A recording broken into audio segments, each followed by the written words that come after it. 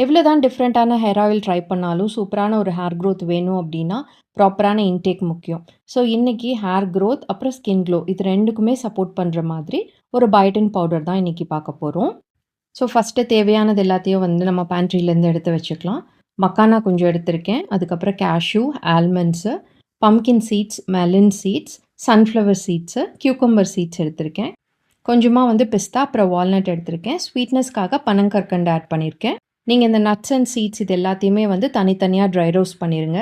அதுக்கப்புறம் இது கூட பனங்கற்கண்டு, கொஞ்சமா ஏலக்காய், சுக்கு, ட்ரைட் டேட்ஸ் இது போட்டு நல்லா வந்துட்டு கிரைண்ட் பண்ணி எடுத்துக்கலாம். அதுக்கப்புறமா வந்துட்டு நம்ம இந்த சாஃப்ரான வந்து ஆட் பண்ணிக்கலாம். குங்குமப்பூ வந்து கடைசியில ஆட் பண்ணா போதும்.